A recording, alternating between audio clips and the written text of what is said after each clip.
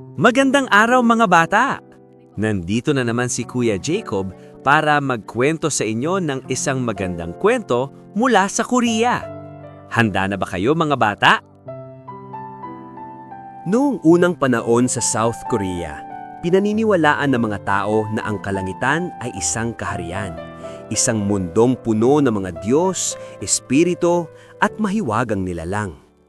Sa gitna ng kalangitang ito, may isang makapangyarihang pinuno, ang Hari ng Langit, tagapagbantay ng kaayusan ng mundo. At sa kanyang kaharian, may isang anak na babae, si Jiknyo. Si Jiknyo ay hindi ordinaryong dalaga. Siya ang tagahabi ng langit, gumagawa ng mga ulap, sinulid ng hangin at liwanag ng mga bituin. Araw-araw, nakaupo siya sa mga ulap, tahimik na naghahabi ng kapalaran ng kalangitan. Napakalawak ng langit. Pero bakit pakiramdam ko'y nag-iisa ako? Kahit napapalibutan ng kagandahan, wala siyang kausap, walang kaibigan, at walang pag-ibig. Isang araw, napansin ito ng kanyang ama. Aking anak, ano't malungkot ka? Hindi po, Ama. Siguro inaantok lamang ako. Anak, ang iyong mga kamay ay lumilikha ng kagandahan, ngunit ang iyong puso ay tila walang saya. Ama, ayos lamang po ako. Ako ay pupunta lamang sa aking silid para matulog. Hindi matiis ng hari ang pagiging malungkot at matamlay ng kanyang anak. Kaya nag-isip ng paraan ang hari para mapasaya ang kanyang nag-iisang anak. Ama, bakit niyo po ako pinatawag? Anak, tumayo ka dyan. Ako ay may sasabihin sa'yo.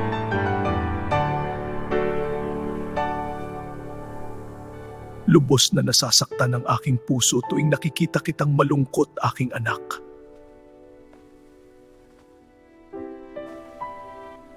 Anak, ikaw ay aking binibigyan ng basbas na umalis dito panandalian upang makapag-aliw-aliw sa mundo ng mga tao sa lupa. Ikaw ay mananatili doon sa loob ng 2 linggo. Iyon ay katumbas naman ng 4 na taon sa mundo ng mga tao. Pero ikaw ay muling magbabalik dito pagtapos ng nasabing bilang ng araw. Pero Ama, paano po kayo rito? Huwag mo akong alalahanin, anak, marami naman akong katulong dito. Ikaw, Jiknyo, ay mapupunta sa lupain ng mga tao. Bibigyan kita ng kasuotang naaayon sa lugar na kalalagyan. Si Gyeonho naman ay isang simpleng tao na may mabuting puso at masipag na binata. Nag-aalaga siya ng mga baka at nagbibenta ng mga gatas nito sa palengke.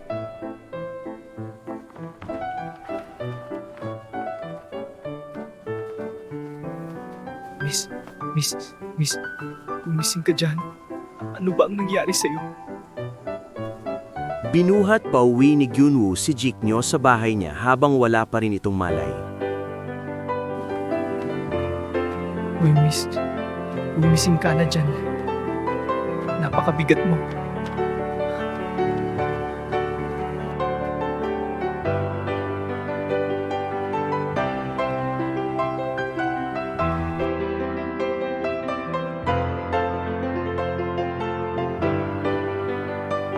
Kahit napayat ka ay napakabigat mo pala. Sino ka?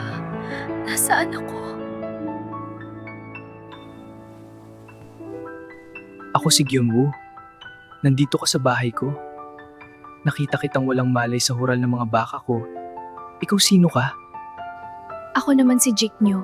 Salamat sa pagtulong mo sa akin. Isa lamang akong manlalakbay na naligaw dito sa lugar niyo. Saan ka naman pupunta ngayon? Aalis ka na ba? Maghahanap muna ako ng pansamantalang matutuluyan dito sa lugar niyo. Kung okay lang sa'yo, pwede ka munang manatili dito sa bahay ko pansamantala. Okay lang ba sa'yo yun? Nakakahiya naman sa'yo. Okay lang naman sa akin. Ako lang naman mag-isa dito.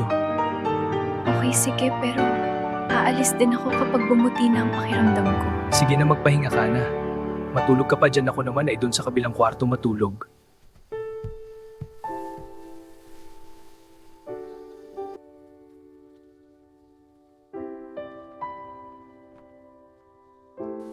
Ang aga mong nagising, eto, magkape ka muna.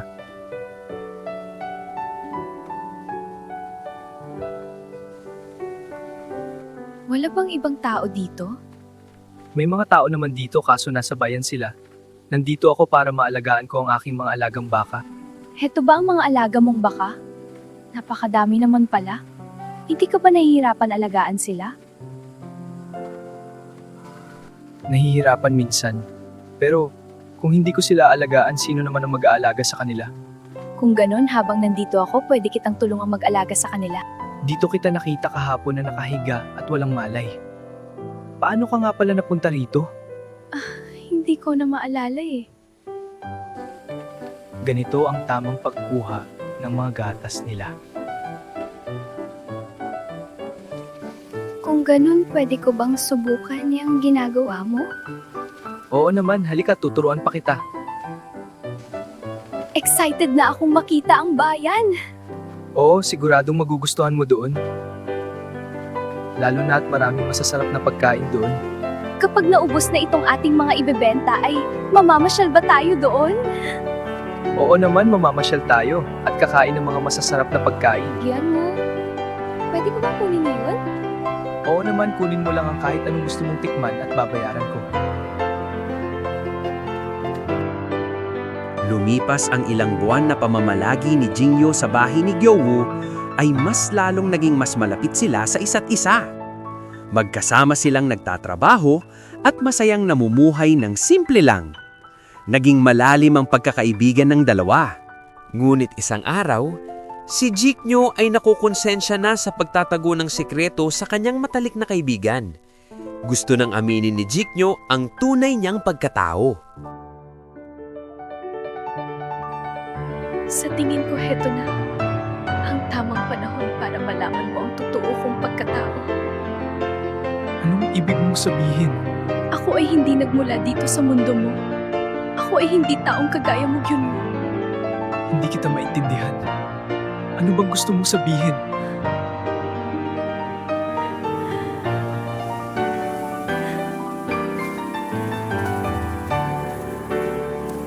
Ngayon naiintindihan mo na ba? Maiintindihan ko kung papaalisin mo na ako dito sa bahay mo. Pasensya ka na talaga. Aalis na ako, pasensya na sa abala. Ganun lang ba kadali sa'yo na iwanan ako?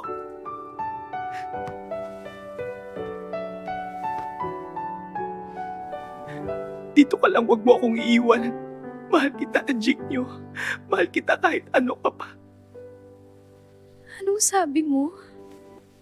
Sa ilang buwan kitang nakasama dito, napamahal na ako sa'yo. Mahal din kita, Gyunwoo.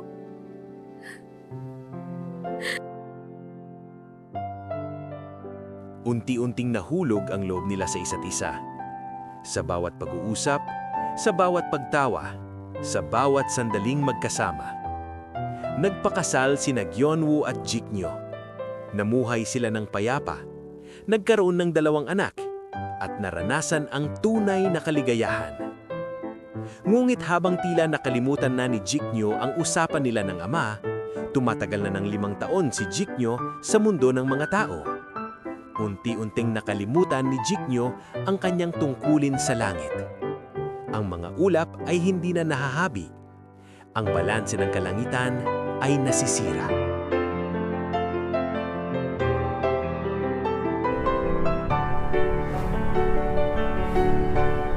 Anong balita, aking ibon? Nakita mo ba ang aking anak? Sabihin mo sa akin kung bakit hanggang ngayon ay hindi pa nakababalik dito ang aking anak, gayong tapos na ang ibinigay kong panahon sa kanya. Mahal na hari, natagpuan ko na po ang inyong anak. Subalit tiyak kong ikagagalit ninyo ang dahilan kung bakit hindi siya bumabalik dito. Sabihin mo sa akin ano ang dahilan kung bakit mas pinili niya doon kesa gawin ang mga responsibilidad niya dito. Mahal na hari, ang inyong anak ay mayroon ng asawa at 2 anak sa mundo ng mga tao. Suhail! Ako ay tinalikuran niya. Binigo niya ako! Sa galit ng hari ay siya mismo ang pumunta sa lupa para puntahan si Jiknyo. Ama, patawarin niyo po ako.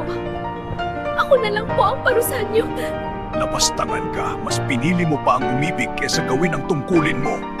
Dahil sa iyong kahambugan, ikaw at ang lalaking ito ay hinding-hindi na magkikita kailanman!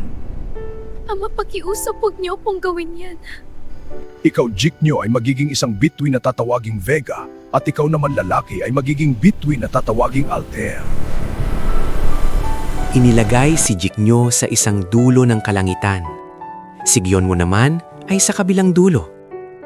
Sa pagitan nila, isang napakalawak at napakaraming bituin. Iyon ang tinatawag na Milky Way. Jiknyo, nasaan ka? Jiknyo, nasaan ka?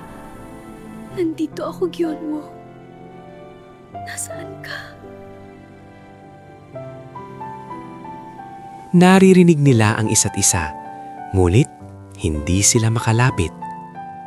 Araw-araw silang nagmamasid sa isa't isa, puno ng lungkot at pananabik. Sa kabilang banda naman, kinuha naman ng hari ang dalawang anak ni Jiknyo at Gyeonwoo para doon sa kaharian manirahan. Mga apo, huwag kayong matakot. Dinala ko kayo dito para dito na manirahan. Simula ngayong araw na ito, kayong dalawa na ang papalit sa inyong ina. Kayong dalawa na ang gagawa ng mga tungkulin ng inyong ina dito.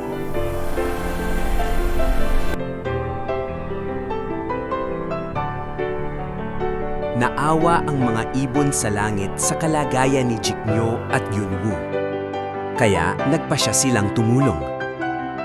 Tuwing ikapitong taraw ng ikapitong buwan sa lunar calendar, nagtitipon ang mga ibon at bumubuo ng tulay sa kalangitan, ang Ojakgyo. Sa araw na iyon, pinapayagan silang muling magkita.